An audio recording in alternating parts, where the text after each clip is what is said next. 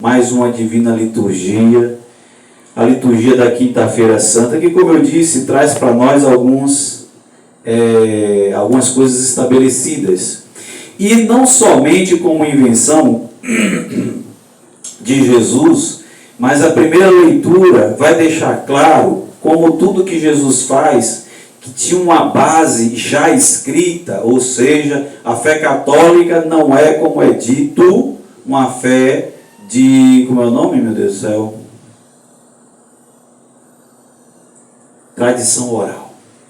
Ou seja, porque nos primeiros anos não tinha os evangelhos escritos, mas a fé e a doutrina estava baseada no Antigo Testamento. Então não existe tradição oral, existe evangelização, que era feita oralmente, depois houve o registro, e tanto oralmente, por exemplo, o que eu estou falando aqui para vocês é uma explanação, uma pregação oral. Eu poderia fazer em texto, mostrar um texto para vocês e ir explicando, certo? Mas a gente faz a pregação, ela é oral. Mas a tradição não, porque a tradição ela é lastrada na palavra de Deus. Então vamos embora ver que no dia de hoje em que Jesus instituiu a Eucaristia, e hoje é o dia também do lava-pés, olha o que diz a primeira leitura. Olha onde a Eucaristia está firmada, qual é o compromisso.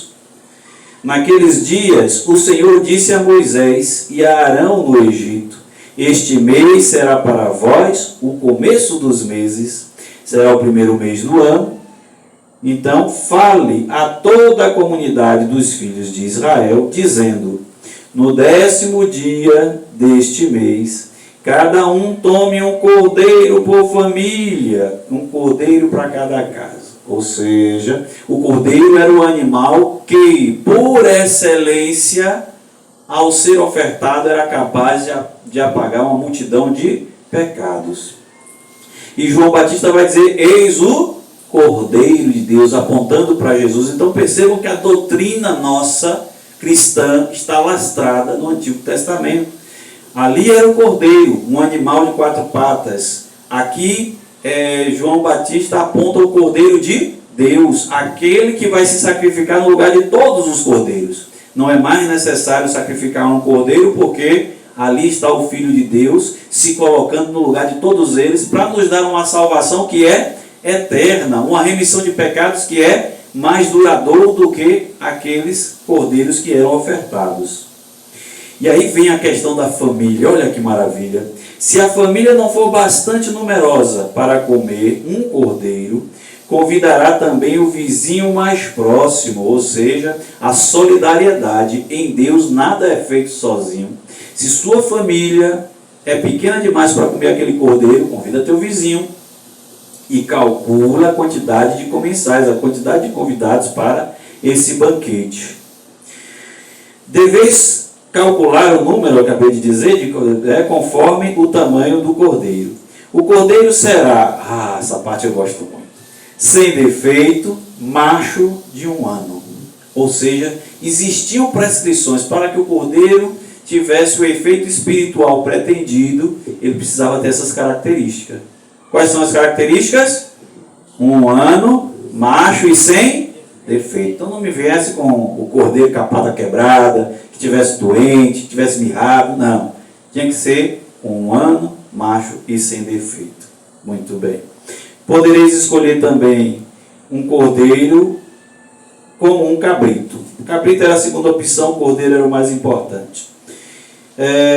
Guardá-lo preso até o dia 14, ou seja, o segundo Shabat, o segundo 7º dia desse mês. Então toda a comunidade de Israel reunida o imolará ao cair da tarde. E ao cair da tarde do Shabat, já é o primeiro dia da semana. Pois muito bem. Então vejam que tem relação entre o Shabat, dia do Senhor, e o primeiro dia da semana, dia que nós celebramos por excelência, domingo, nosso Shabat, né? A ligação da antiga aliança já preparando para a nova, porque o primeiro dia da semana, se a gente for calcular o dia civil, é domingo. Ao entardecer do Shabat, então quer dizer, na noite do Shabat, logo domingo, já para os judeus, não para nós. continua sendo Shabat, ou o dia de sábado, que para nós é o domingo. Tomareis um pouco do seu sangue e untareis os marcos e a travessa da porta, nas casas em que comerem. Ou seja, aqui a gente já vai começar a ver a relação de corpo e sangue. A carne era para ser comida e o sangue era para servir de sinal de quê? De salvação, de livramento. Porque quando o anjo fosse passar ali, vendo o sinal do sangue do cordeiro, não faria mal àquelas pessoas que estivessem naquela casa. Ou seja, foi o sangue do cordeiro aspergido, untando a porta das famílias de Israel, que deu a salvação física, né? Ou seja, eles não morreram, deu essa salvação física. E é o sangue de Jesus aspergido na nossa alma, quando nós comungamos, que nos permite a manutenção da salvação, porque foi o sangue de Jesus derramado que nos deu salvação. Comereis a carne nessa mesma noite, assada ao fogo, com pães ázimos e ervas amargas. Outra chave de leitura. Por que o pão que nós celebramos de maneira correta, a forma correta de celebrar com pão ázimo e não colocando fermento no pão? Não é por birra, não é por causa daquela fala de Jesus aos fariseus, tomem cuidado com o fermento dos fariseus. Não é porque o fermento dos fariseus é ruim, não tem nada a ver com os fariseus, com os judeus. A ausência de fermento tem a ver exatamente com a ordem de Deus. Essa aliança que Deus traça lá quando Moisés liberta o povo do Egito é uma aliança eterna. Ela não muda.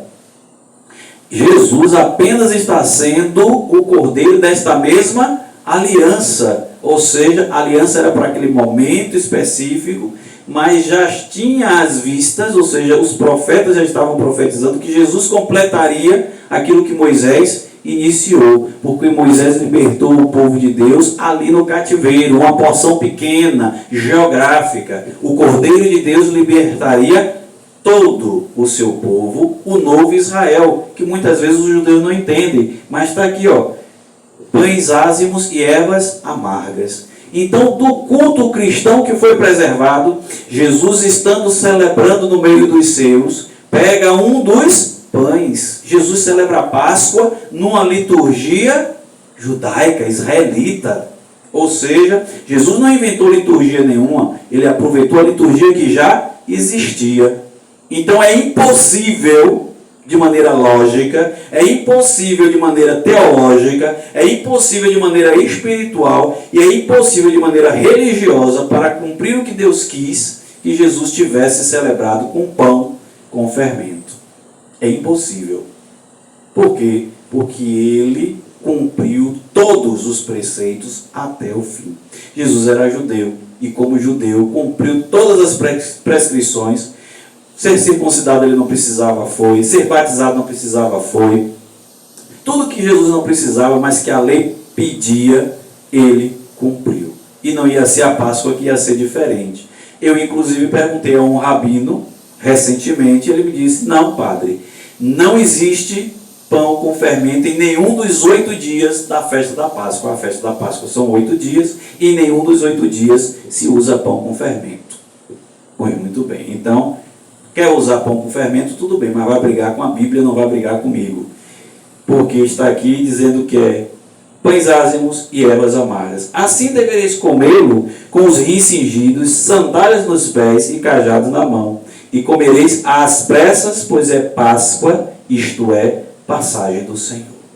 E veja, mais uma vez, passagem do Senhor. O anjo do Senhor ia passar e ia destruir todos os primogênitos do Egito. A Páscoa de Jesus também é essa mesma passagem. A passagem do Senhor nesta terra, do estado de morto para vivo, para poder dizer que todos os nossos pecados foram de fato jogados na cruz, aniquilados na cruz, e por isso a salvação nos foi dada. Então percebam, nós não celebramos contos de fada, contos da carochinha. A gente não celebra coisa que pessoas começaram a pregar da própria cabeça e depois de 20, 30 anos resolveram registrar, e aí a gente que se vire para seguir aquilo que foi registrado depois de 30 anos. Não! Tudo que foi registrado da experiência que eles viveram com Jesus, mas a base escriturística está lá.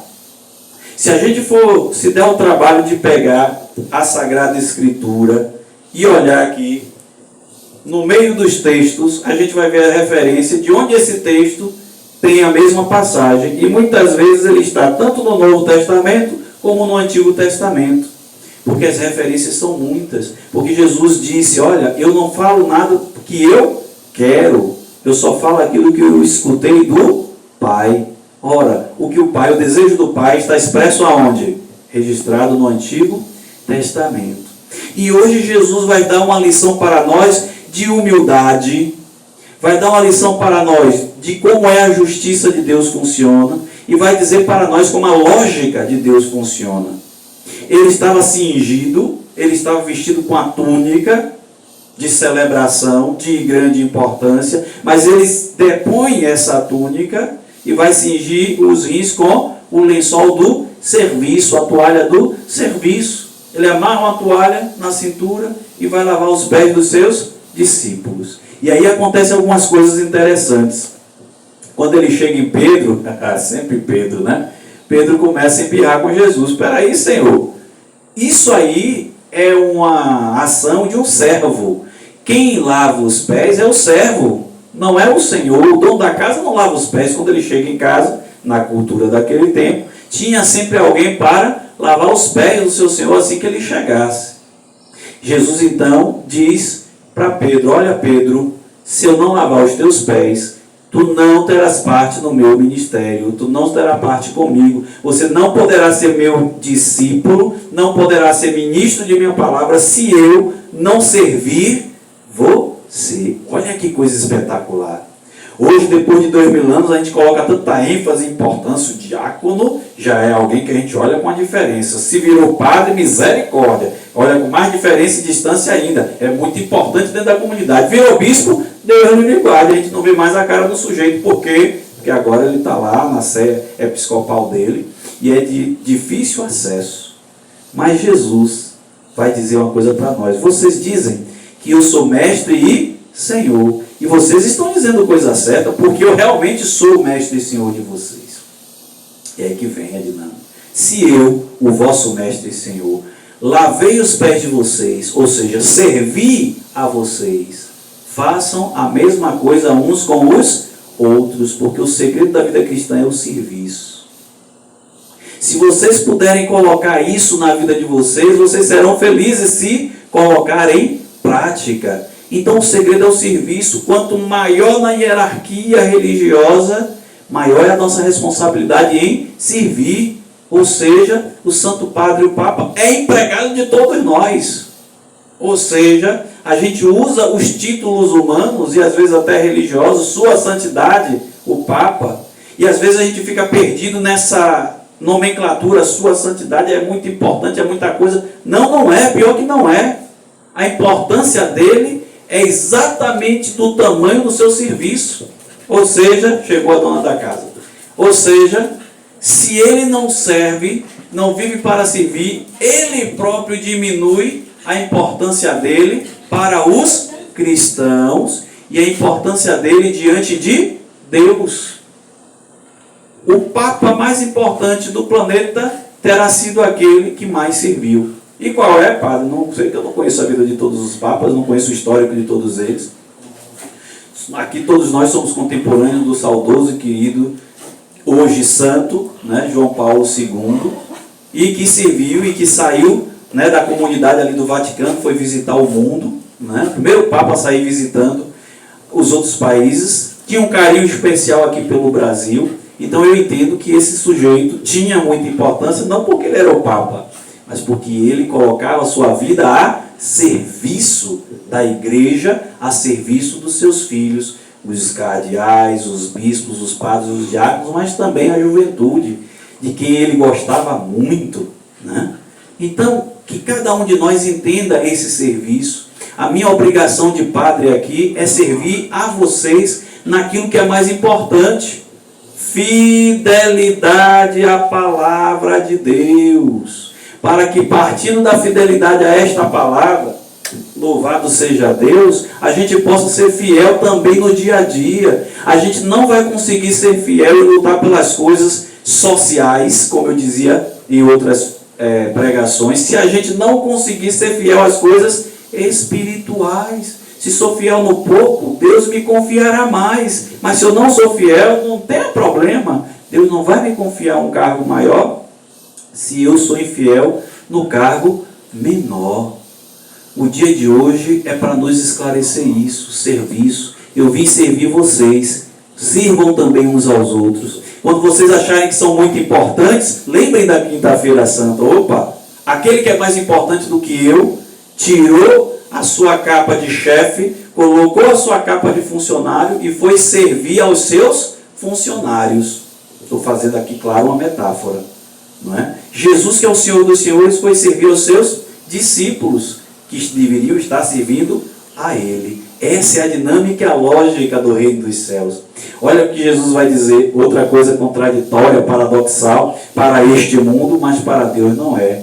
Jesus declara que dos nascidos de mulher, não existe homem mais importante que João Batista. Porém, o menor no reino dos céus é maior do que João Batista. Então percebam, a lógica de Deus é outra. Deus não dá importância àquelas coisas arrogantes da nossa humanidade. Eu sou prefeito, eu sou governador, eu sou vereador, eu sou deputado federal. Essas coisas que dão status, sabe? Eu sou general, coronel, brigadeiro, sei lá, mas qual é a última patente do exército ou de qualquer outra agremiação. Sou presidente da instituição, sou presidente da Volkswagen, né? Sou presidente da Microsoft, o dono da Microsoft. Tudo isso que dão status humanos e social, diante de Deus não tem a menor importância. Por quê? Se essas coisas todas não forem postas a serviço do meu irmão, sobretudo aqueles que têm necessidades maiores que a minha vida é uma total e absoluta perda de tempo. Eu vi um menino dizer uma coisa interessante que me chocou muito, né? Porque ele diz que vai para a academia, se cuida, etc., e não namoraria com uma menina gordinha. Agora veja o tamanho do absurdo que tem a ver, porque na cabeça dele, quem é gordinho não se cuida, não cuida da própria saúde, o que não é verdade. Mas o que é que tem a ver valor com você ser gordinho ou magrinho? Porque entenda, tem muita gente que é magrela e é doente. Então ser magro não é sinônimo de saúde, ser saudável. Aí eu fico me perguntando qual é o valor real que esse sujeito tem na cabeça. Diz que gastou mais de 20 mil nos dentes. Né? E por causa disso, do investimento dele na academia, do investimento dele nos dentes dele, ele acha que tem que namorar com alguém que é da academia também, porque as outras pessoas não têm valor. Esse cidadão está longe, mas muito longe de conhecer nosso Senhor Jesus Cristo. Muito longe de saber o que é a palavra valor. Ele não sabe soletrar a palavra valor. Porque os valores que importam são espirituais, morais e religiosos. Se os demais valores da vida não estão alinhados a estes valores, você não é uma pessoa digna de nosso Senhor Jesus Cristo. E está perdendo seu tempo aqui nessa terra. Sinto muito informar. Está perdendo seu tempo aqui nesta terra. Buscai ao Senhor enquanto Ele se deixa encontrar. Nessa Quinta-feira Santa, vamos exercitar um serviço. Amém? Louvado seja o nosso Senhor Jesus Cristo e nossa Mãe Maria Santíssima.